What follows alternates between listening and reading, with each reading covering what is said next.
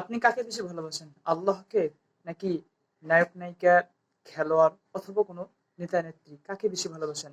আল্লাহ সুবহানাহু ওয়া তাআলা বলেন, ওয়ামিনান নাস মাইয়াত্তাখিযু মিন দুনিল্লাহি আনদাদা ইউহিব্বুনাহুম কাহুব্বিল্লাহ।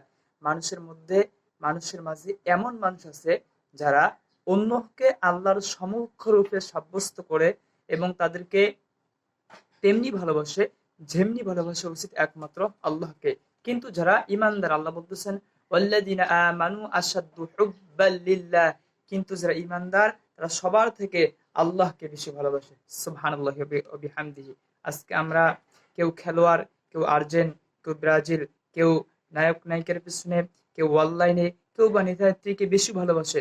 কিন্তু যারা ইমানদার তারা আল্লাহকে সবার থেকে বেশি ভালোবাসবে। আল্লাহ সুবহানাহু ওয়া তাআলা সেটাই বলছেন, ওয়াল্লাযীনা আমানু আশাদ্দু হুব্বাল লিল্লাহ। যারা ঈমানদার তারা সবার থেকে সবচেয়ে আল্লাহকে বেশি ভালোবাসে। আর আল্লাহকে ছাড়া যারা ইহুদি খ্রিস্টানদেরকে বন্ধুরূপে গ্রহণ করে, আল্লাহ সুবহানাহু ওয়া তাআলা নিষেধ করেছেন, হে ঈমানদারগণ, তোমরা ইহুদি খ্রিস্টানদেরকে বন্ধুরূপে গ্রহণ করিও না। যে কেউ তাদেরকে বন্ধুরূপে গ্রহণ করবে, অমাইয়াতাল্লাহু মিনকুম ফাইন্নাহু মিনহুম। আল্লাহ সুবহানাহু ওয়া তাআলা বলেন, যে কেউ ইহুদি খ্রিস্টানদেরকে বন্ধুরূপে গ্রহণ করবে সে তাদেরই একজন হয়ে যাবে।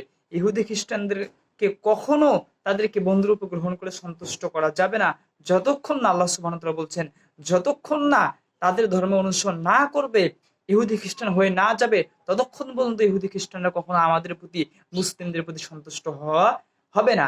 এজন্য ইহুদি খ্রিস্টানদেরকে কখনো বন্ধুরূপে গ্রহণ করা যাবে না। তাদের খেলোয়াড় দলকে, আর্জেন্ট ব্রাজিল, কখনো সমর্থন, সাপোর্ট দেওয়া যাবে না। আল্লাহ সুবহানাহু ওয়া তাআলা এর জন্য সৃষ্টি করেন নাই খেল তামাশার জন্য, অযথা অনর্থক খেল তামাশা অনলাইনে পড়ে থাকবে এজন্য আল্লাহ সুবহানাহু ওয়া তাআলা জীবনকে সৃষ্টি করেন নাই। জীবন সৃষ্টি করেছেন, ওমা খালাকাতুল জিন্না ওয়াল ইনসা ইল্লা লিয়াবুদুন, একমাত্র জিন ও ইনসানকে সৃষ্টি করেছেন শুধু তার ইবাদত করার জন্য, শুধু তার গোলামি করার জন্য, শুধু তার দাসত্ব করার জন্য। এই জীবন, বিশেষ করে যৌবনকাল, এই জীবনে অনেক মূল্যবান। কিয়ামতের দিন আল্লাহ সুবহানাহু ওয়া তাআলা এই জীবনে হিসাব নেবেন। যৌবন শক্তি কি কাজে ব্যয় করেছো?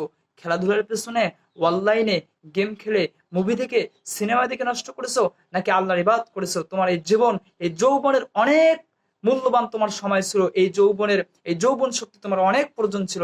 আজকে দেখো, ভারতে, কাশ্মীরে, ফিলিস্তিন, ইরাক, ইরান, পৃথিবীর বিভিন্ন দেশে মুসলিমদেরকে নির্যাতন করতেছে, মা বোনদেরকে গণহারে ধর্ষণ করতেছে, হত্যা করতেছে। আল্লাহ সুবহানাহু ওয়া তাআলা সূরা নিসার ৭৫ নম্বর আয়াতের মধ্যে বলেন, আমা লাকুম লা তুকাতিলুনা ফি সাবিলিল্লাহ, কি হলো তোমাদের? কেন তোমরা লড়াই করতেছো না? কেন তোমরা যুদ্ধ করতেছো না? দুর্বল, অসহায় পুরুষরা, নারীরা, শিশুরা আর্তনাদ করতেছে আর বলতেছে, রব্বানা আখরিজনা মিন হাদিহিল ক্বরিয়াতি যালিমি আহলুহা ওয়াজআল লানা মিন লাদুনকা ওয়ালিয়্যা ওয়াজআল লানা মিন লাদুনকা নাসিরা। দুর্বল নারী, পুরুষ, শিশুরা আর্তনাদ করতেছে আর বলতেছে, আল্লাহ আপনার পক্ষ থেকে সাহায্য করে নাজিল করুন, আপনি আমাদের জন্য একজন অভিভাবক নাজিল করুন, এই জালিমদের অধ্যাসিত জনপদ থেকে আমাদেরকে বাইর করুন। তারা এইভাবে আহ্বান করতেছে, আত্মনাদ করতেছে, আর আমরা আজ ইহুদি খ্রিস্টানের খেলার মধ্যেই লিপ্ত আছি, মেতে আছি। আমরা আজকে প্রায় গ্রামে, আজকে মহল্লায় দেখা যায় কেউ আর্জেন্ট, কেউ ব্রাজিলের পতাকা দিয়ে রেখেছে, তাদের চিল্লাইতেছে। আজকে যুবকরা আল্লাহর ইবাদত করা বাদ দিয়ে আজকে তাদের পেছনে ছুটতেছে, অথচ কিয়ামতের দিন এই সময় হিসাব দিতে হবে। এই যৌবনকাল, এই যুবক বয়স যারা আল্লাহর ইবাদত করবে, আল্লাহ সুবহানাহু ওয়া তাআলা ৭ শ্রেণীর ব্যক্তিকে আরশের নিচে ছায়া দিবেন। তার মধ্যে এক শ্রেণী হলো যারা যুবক বয়সে আল্লাহর ইবাদত করে। এই যুবক বয়স যারা ইবাদতে কাটিয়ে দেয়, আল্লাহ সুবহানাহু ওয়া তাআলা তাদেরকে আরশের নিচে ছায়া দিবেন। সুবহানাল্লাহ। মানুষকে আমরা ভালোবাসবো, মুসলিম হিসেবে, মুমিন হিসেবে একজন অপরজনকে ভালোবাসবো। এই ভালোবাসা হতে হবে শুধুমাত্র আল্লাহর জন্য। যারা আল্লাহর জন্য একে অপরকে ভালোবাসে, আল্লাহর জন্য একে অপরকে মহব্বত করে, আল্লাহ সুবহানাহু ওয়া তাআলা কিয়ামতের দিন তাদেরকে আরশের নিচে ছায়া দান করবেন। সুবহানাল্লাহি ওয়া বিহামদিহি। আর যার সঙ্গে যার মহব্বত আমরা জানি, তার সঙ্গে তার কিয়ামত। আমরা যাকে ভালোবাসবো, যাদেরকে সমর্থন দেব, কিয়ামতের দিনে আমরা তাদের সঙ্গেই থাকবো, তাদের সঙ্গে আমরা, আমাদের উঠা বসা হবে। তা আমরা কি চাই আমাদের আর্জেন্ট অথবা ব্রাজিল ওই ইহুদি খ্রিস্টানদের সঙ্গে আমাদের হাসর হোক? তাদের সঙ্গে যদি হাসর হয়ে যায়, তাহলে কি আমরা নাজাত পাবো? তাহলে কি আমরা মুক্তি পাবো? তাহলে কি আমরা জান্নাতে যাইতে পারবো?